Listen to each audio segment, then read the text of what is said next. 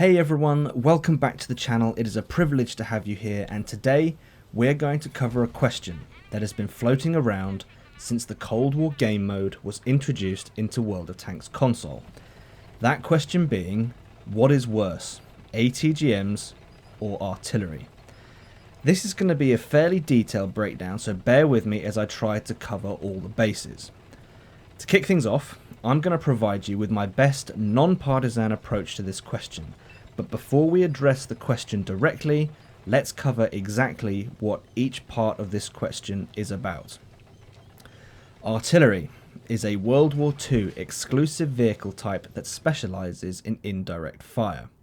It does have the ability for direct fire, but this ability is severely limited due to poor accuracy.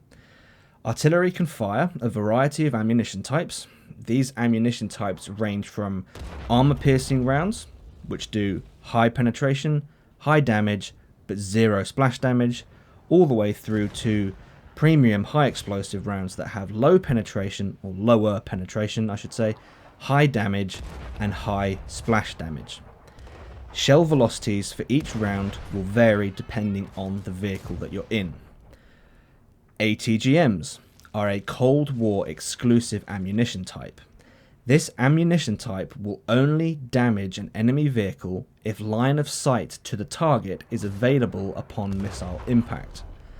There are two variations of ATGMs. Standard ATGMs have high damage but lower penetration. Premium ATGMs have high damage and high penetration.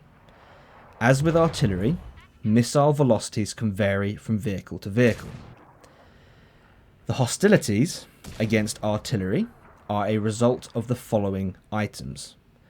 A vehicle that does not have line of sight to its target should not be capable of inflicting huge amounts of damage. Indirect fire makes for frustrating gameplay when you cannot shoot back at the vehicle that's just shot at you. The hostilities against ATGMs are a result of these following items. ATGMs combined with the shotgun playstyle can inflict a huge amount of damage. That, combined with a vehicle that is very fast and hard to detect, leads to, again, frustrating gameplay. Some of the suggestions to resolve these issues are as follows. Artillery should be removed from the game. Artillery should be nerfed, i.e. less damage per shot. ATGMs should have a minimum arming distance so that shotgunning is no longer a viable playstyle. Right, the lists and the items that I've provided so far are not exhaustive, they are not exclusive, so feel free to add to them in the comments. Let's now take a look at the pros and cons of each, starting with artillery. In my opinion, there are two root causes for the anti-artillery argument. Firstly, there is the raw emotion.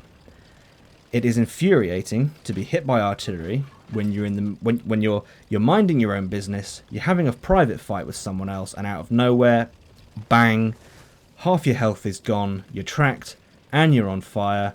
The next thing you know, you're just dead.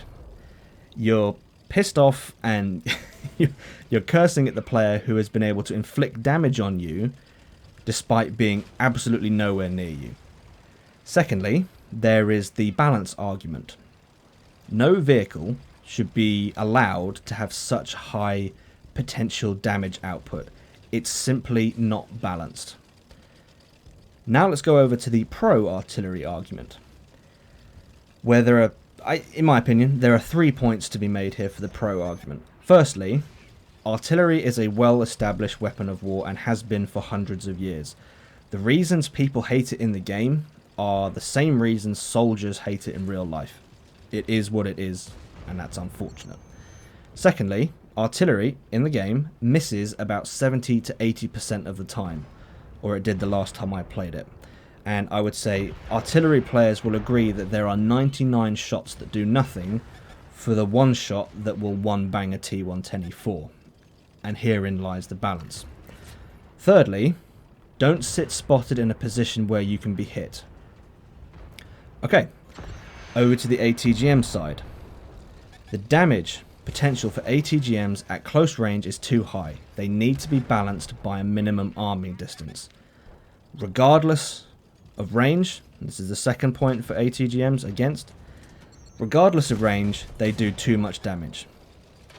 Now, the pro ATGM argument. The minimum arming distance would only benefit those that have been caught out. Play better, don't get caught out.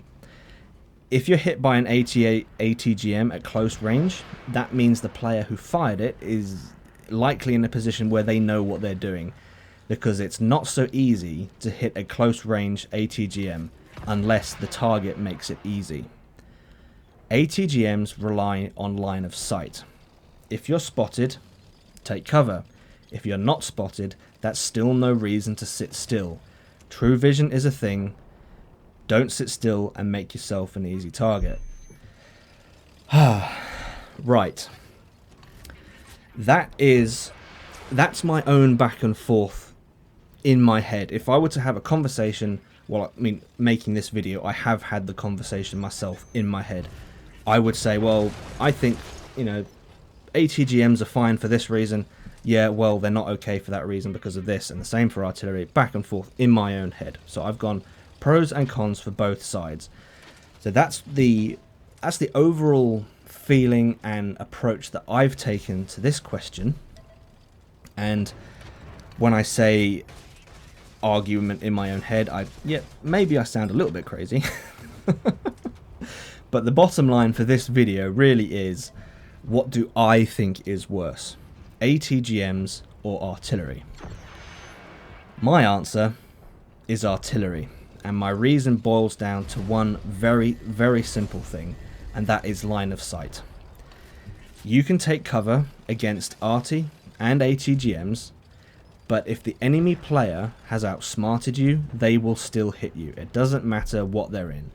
If artillery is playing sensibly, if artillery knows the map, if artillery knows where to sit, even if you've taken cover, they will find an angle on you and they will hit you. The same goes for ATGMs.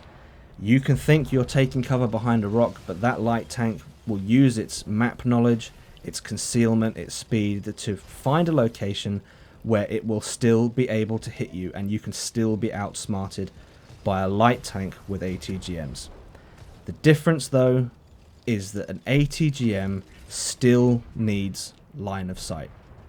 Artillery can sit at the back of the map, in a different bush, in a different crater, behind a different rock, behind a different house. It can still hit you with its indirect fire capabilities. An ATGM, on the other hand, must have line of sight. They can outplay you, they can outsmart you, but they still need to be able to see you.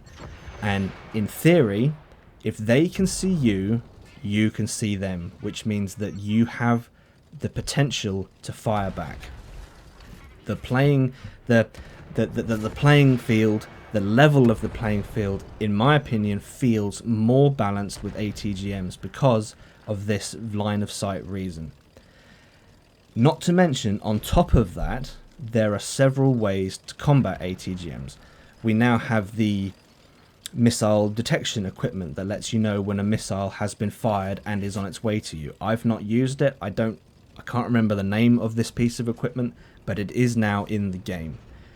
Failing that, if you don't want to use that piece of equipment, you have smoke. Smoke breaks the tracking line for a missile. You can still get hit with a missile through smoke because it will just travel in a straight line. The line the missile was traveling on, as it enters the smoke, it will just continue there. So if you sit in the same place, you will still get hit. But if you fire your smoke, change direction, you can protect yourself against a missile. If you're spotted and exposed in World War II, there is nothing you can do to stop artillery other than pray to RNGesus. And in my opinion, that's what makes ATGMs more, I want to say comfortable. Comfortable probably is the right word. I'm more comfortable playing against ATGMs than I am against artillery. So there you go. That's my answer to that question, and I've broken it down as best I can to explain exactly what I've taken into account. Maybe there are things I haven't taken into account. You guys can let me know in the comments. But for now, my answer to the question, what is worse, ATGMs or artillery? My answer is artillery. And that is about all I have for this one, folks. If you've enjoyed this video, please leave it a like, if not a dislike.